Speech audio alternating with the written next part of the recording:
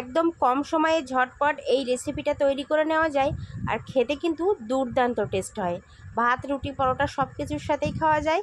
তো চলো দেখে নিই কীভাবে এটা তৈরি করলাম। তো প্রথমে আমি একদম ছোট্ট একটু মাছের ডিম নিয়ে নিয়েছি, আর এই ছোট্ট ডিমটা দিয়ে পরিবারের সবাই মিলে কিন্তু একদম পেট ভরে ভাত খেতে পারবো। তো সেই রেসিপিটাই তোমাদের সঙ্গে শেয়ার করব। তো প্রথমে ডিমটা আমি ভালো করে ধুয়ে নিয়েছি, তার মধ্যে দিয়ে দিলাম লেবুর রস, আর দিয়ে দিলাম ঝালের গুঁড়ো, হলুদের গুঁড়ো, স্বাদ মতো নুন, আর একটু আদা রসুন বাটা, আর এখানে দিয়ে দিলাম কর্নফ্লাওয়ার। তোমাদের হাতের কাছে যদি কর্নফ্লাওয়ার না থাকে তোমরা ময়দাও দিতে পারো, আবার চাইলে বেসনও দিতে পারো। যার হাতের কাছে যেটা থাকবে সেটা দিয়ে নিতে পারো। তারপর খুব সুন্দর করে এটাকে মেখে নিতে হবে, একদম যেন ডিমটা ছড়িয়ে যায়, মানে খুব ভালো যাতে মাখা হয় সেরকমভাবে করে নেবে।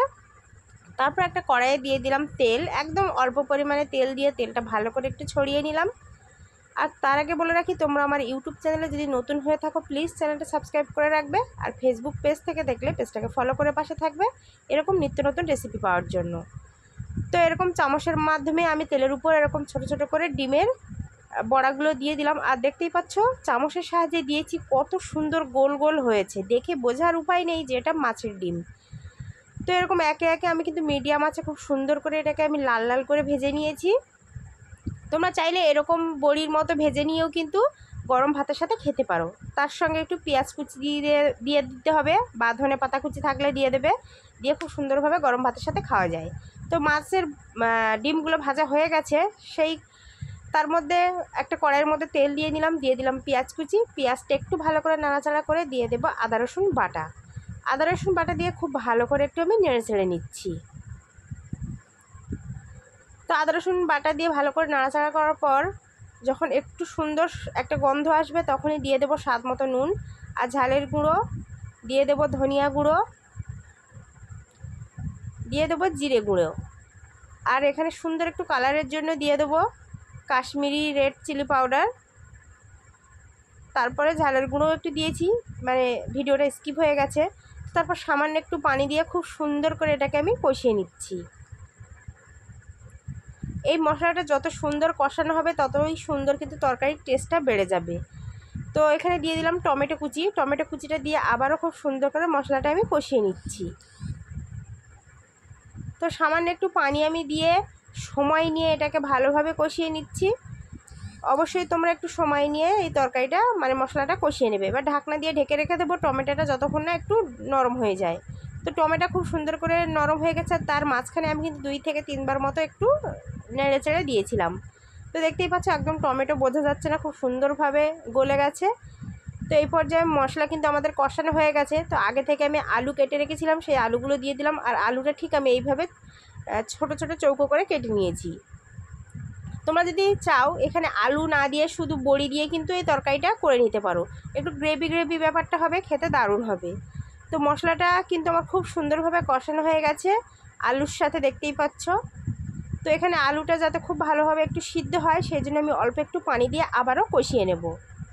আর এই রেসিপিটা একদম ঝটপট, যদি সামান্য একটু মাছের ডিম বাড়িতে থাকে তো এরকম বুদ্ধি খাটিয়ে কিন্তু ঝটপট সবাই মিলে, পরিবারের সবাই একসাথে মিলে এটা খেতে পারবে, পেট ভরে ভাত খেতে পারবে। তো এটা ঢাকনা দিয়ে ঢেকে রাখলাম। তারপর দেখতেই পাচ্ছ ঝোলটা কিন্তু অনেকটা শুকিয়ে এসেছে। তো এই ঝোলটা আমি একদম শুকিয়ে নেব, মানে খুব সুন্দর করে কষিয়ে নেব। তো দেখতেই পাচ্ছ অনেকটা কিন্তু শুকিয়ে এসেছে, তার মানে আলুটা কিন্তু আমাদের খুব ভালোভাবে সিদ্ধ হয়ে গেছে এবং মশলাটা আমাদের কষানো হয়ে গেছে। এই পর্যায়ে আমি পরিমাণ মতো ঝোল দিয়ে দেব। খুব বেশি ঝোল রাখবো না, যেহেতু আমি একটু মাখো মাখো ব্যাপারটা রাখবো।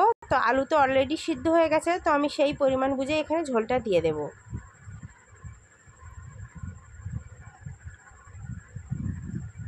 তো ঝোলটা দিয়ে আমি ঢাকনা দিয়ে ঢেকে রেখে দেবো, ফুটে ওঠা পর্যন্ত আমি অপেক্ষা করব।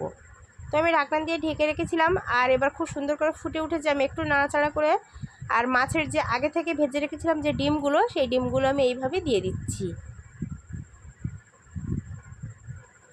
অল্প একটু ডিম দিয়ে দেখতে পারলে কতগুলো বড়ি হয়ে গেল আর কতটা তরকারিও হয়ে গেল। তো এইভাবে মাছের ডিমের বড়িগুলো আমি দিয়ে দিয়েছি, উপর থেকে একটু কাঁচা লঙ্কা দিয়ে দিলাম এইভাবে, আর সুন্দর করে একটু নাড়াচাড়া করে নিচ্ছি। উপর থেকে দিয়ে দিলাম গরম মশলার গুঁড়ো, গরম মশলা গুঁড়োটা দিয়ে আমি খুব সুন্দর করে কিন্তু নাড়াচাড়া করে দিচ্ছি যাতে করে মশলাটা সব জায়গায় মিশে যায়। তারপর উপর থেকে একটু ধনিয়া পাতা ছড়িয়ে দিলাম। ধনিয়া পাতাটা দিলে কিন্তু ফ্লেভারটা খুব সুন্দর আসে, খেতে ভালো লাগে। তো ধনিয়া পাতাটা দিয়ে আমি ঢাকনা দিয়ে ঢেকে রাখছি ওই 2 থেকে 3 মিনিট মতো। 2 থেকে 3 মিনিট পর দেখতেই পাচ্ছ ঝোলটা কিন্তু অনেকটা কমে এসেছে, আর দেখতে জাস্ট ওয়াও লাগছে, মানে ফাটাফাটি লাগছে। আমি যখন ভিডিওটা এডিট করছিলাম, সত্যি বলছি, মানে ভয়েস করছিলাম, তখন কিন্তু আমার অলরেডি জিভে পানি চলে এসেছিলো।